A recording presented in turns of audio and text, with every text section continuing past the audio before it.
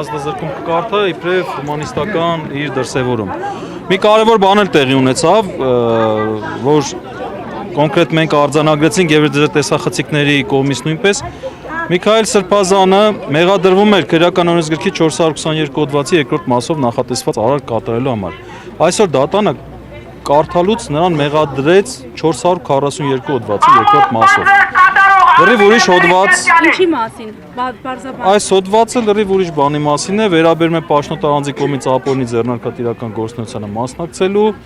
Դատարը ուրիշ հոդվածի մասին խոսեց հիմա։ Այսինքն լեգիտիմ չի այս վեճիրը։ Տեսեք, մենք հիմա միասին արձանագրեցինք, որ դատավորը վերդիկտով մեղավոր էր ճանաչել 422 հոդվածի համար, հիմա դատավճիռ կարդաց 442 հոդված կարդաց։ Ձեր տեսաձայնագրությունները որ դիտեք, կտեսնեք, ուրիշ հոդվածի մասին խոսեց։ Սա հուզմունքն է պատճառը դատավորի։ Հիմա գիտեք ինչ է, հուզմունքը մարդու ճակատագրերի վրա է ազդում։ Ակնհայտ է, որ սա պատվիրված ակտ էր եւ Միքայել Սրբազանը չի կատարել ոչ 442 հոդվածը, ոչ 422 հոդվածով կատարված նախատեսված արարք։ Միքայել Սրբազանը իշխանություն զավթելու կոչ չի կատարել։ Միքայել Սրբազանը սահմանադրական կարգը տապալելու կոչ չի կատարել։ Այնինչ վերագրում են Միքայել Սրբազանին,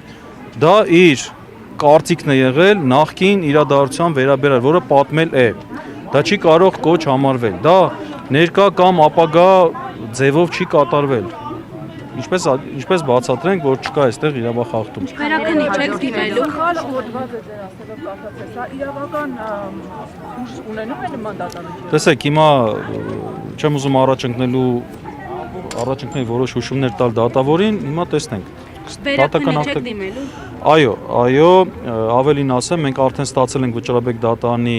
որոշումը, որով մեր բողոքը վարույթ չի ընդունել է մերժել է առաջի կալանքի հետ կապված եւ այդ մասով մենք նաեւ միջազգային ակցիան ենք դիմելու, եվրոպական դատան ենք դիմելու։ Այս դատավճիռը երբ եք դիմելու։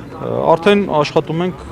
այդ ուղղությամբ։ Դատավճիռը անպայման բողոքարկվելու է Վերաքնի Ճատյան, Միքայել Սրբազյանը նույնպես սպասում էր այս դատավճռին, այսինքն ինքն էլ էր ակնկալում, ինքը հոգեպես պատրաստ էր, այո, ինքը ի սկզբանե տրամադրված էր, որ իր նկատմամբ քաղաքական հետապնդում է իրականացվել եւ իրականացվել։ Այսքան է, եթե հարց ունեք, խնդրեմ։ Իսկ մեղադրանք, այսինքն հոդվածի փոփոխություն չունեք պայմանավորում, մտավախություններ ունեի, որ եթե բողոքարկեիք շատ հեշտությամբ հաղթանակի կհասնեիք, թե Չէ, եկեք թողնենք որ դատավորը պատասխանի այդ հարցին։ Իսկ ձեր պրակտիկայում շատ է լինում, երբ ասենք բջիռը կարդալուց ուրիշ հոդված են ասում, բայց թղթի վրա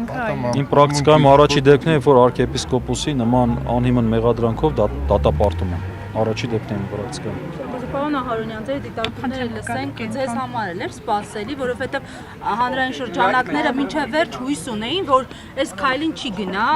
դատական իշխանությունը, այս քայլին չեն գնա առհասարակ։ Բայց խնդրեմ գնացեք այս կոմելի կարգը։ Մեր անցած ճանապարհը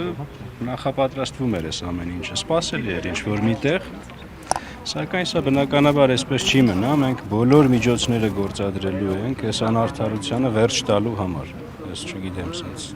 պատմական ամոթի օրեր այսօր։